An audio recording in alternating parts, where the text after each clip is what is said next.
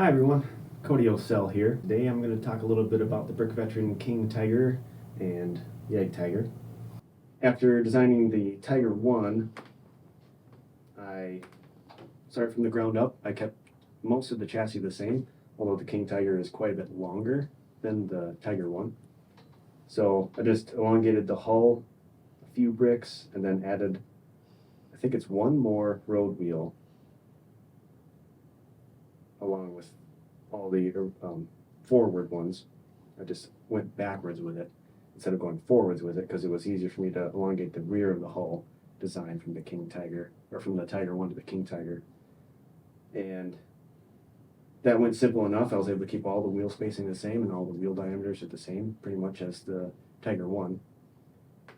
And from there, I went onto the glacis on the front, just kind of swapped out what the Tiger 1 had, and was able to plug in a brick built design to get that slope, which I think is about 47 degrees maybe. It's not exactly 45, somewhere around in there. So I wanted to toy with building a really sturdy brick built version of a glacis instead of what I've done in the past, which is like plate and tile to get the angles right, because I found this to be much stronger. It's actually built like a tank. So I wanted to play with that because the King Tiger just has a lot more on it than the Tiger 1 has. It's like a super heavy tank. So I wanted to design my own strength and Lego to what the King Tiger would have in real life.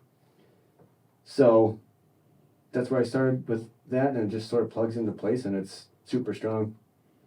You can shoot any sort of Lego munitions you want at the front of this, and it would deflect it properly. So from there, I kept that same idea in mind and having a sturdy hull, and I went with more of a brick built design to get that angled armor, the sloping on the sides, and just using the cheese slopes, and then how the skirt sort of tapers down a bit. I didn't want to use a hinge and plate and tile design like I've done in the past with King Tigers, just to keep that strength and make it very durable. And then you can integrate a more detailed camouflage pattern when you have smaller pieces being used versus larger tiles and things like that. And with the skirt design, this was actually a last minute change that we did. This 2x6 wedge plate. We had some other pieces in there. I think we're just going to use another one of these 2x4s. But just before we decided to put this design to bed and put it up for sale, these came out in dark tan. So we were able to integrate those because there's a really subtle taper to those skirts on the side of the King Tiger. And keeping the skirts strong and having it to have enough play in there, enough space from the bottom of the skirt to the top of the road wheels, so you get some of that suspension work in there. And each wheel has its own individual suspension, just like the Tiger 1 design that I have done in the past. The turret has its mechanism to rotate in the back, like I pretty much do in every tank that I design now. And turret's very durable, very sturdy, nice gun elevation and depression. And candlesticks have been a nice improvement that Lego's come out with, just tons of colors. They're super useful to make the proper barrel diameter. And my favorite part of this King Tiger design is what I did with the exhaust here. I got super creative and dug deep into Bricklink and see what I could see that was sort of a rounded shape. Because Tiger 1s and King Tigers, they all have an interesting diameter for sort of like a half round armor that they put around the exhaust tubes. Like on the Tiger 1, they're nice and tall. And I usually just do like 1x4 tiles to sort of encompass like a half circle design to shroud over the exhaust manifold.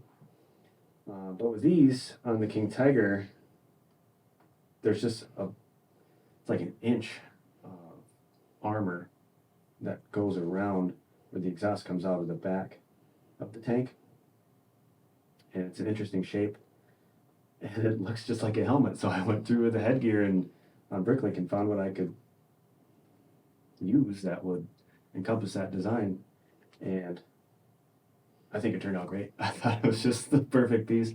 I was able to connect it creatively. You'll have to buy one for yourself to find out how.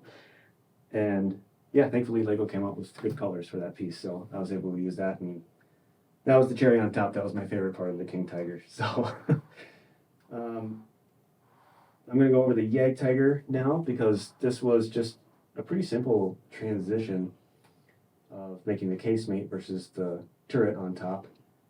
And I was lucky that it just fit the blueprints just awesome. It worked out great. It wasn't that difficult to make the swap from no turret to casemate. And turned out sturdy and strong. I was able to build a really cool detailed interior. Pretty roomy inside. But swapping out only where I was talking about earlier of having more of a brick built slopage. I did use the hinge pieces there just because that's really the only way you can go up smoothly on the casemate and have this transition well. But it retains its strength because there's a lot of support around it, a lot of support on the inside. And I did modify the skirts a little bit, which is one thing I integrated into the new King Tiger that we have for sale, is I swapped out this 2x4 wedge plate for a 2x2, because these were not coming in very useful colors, these 2x2 wedges, and now they are. So I can use them in a lot more designs. Some of the brackets changed colors, so I was able to include more brackets than what I've had in this skirt, and was able to change the shape of this to be more accurate to what it looks like in real life.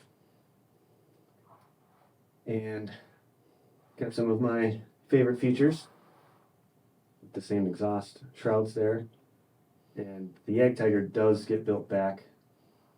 I think it's like a brick longer, like a foot longer in real life. To sort of move the engine back another foot just so they had more space here inside the casemate for the recoil of the gun. And yeah, and obviously this thing's covered with printed parts. I don't remember, there's like over 100 printed pieces, somewhere around there. And yeah, it was nicely done by brick designers, so a lot of the camo scheme here is mix and match. You can kind of pick and place which way you want it to be best as you build the model.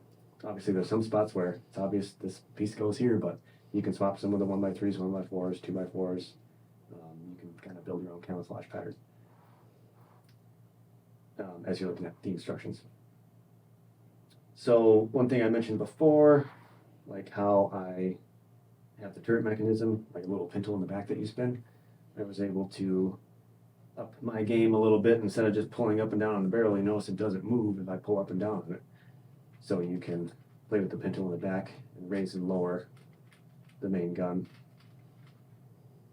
Put some elevation and depression in there, and that's just super fun. It's more fun than just spinning around a turret, because that's old news. We've done that before, but with this Jagdtiger, that was really fun.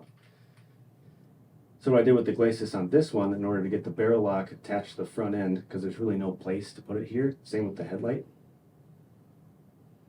was to build what I've done in the past, which is more of, what I've done in the past is a plate and tile and a hinge to get that proper angle on the glacis. I did a brick built, but not a sloped brick build like how I did here. It's more studs up, I guess, with panels at the top here to close that transition, and inverted tile on the bottom here, which also retains the printed camouflage scheme. And so that was integrated into the new King Tiger that we have for sale now, just to keep everything in line with updated designs. And yeah, so check out brickveteran.com, because we have 2 versions of the King Tiger up for sale right now. A Winter Tiger and a full camouflage SS Tiger with a camouflage scheme just like this one. Thanks. Be sure to check us out on Instagram, Facebook, here on YouTube, and brickveteran.com.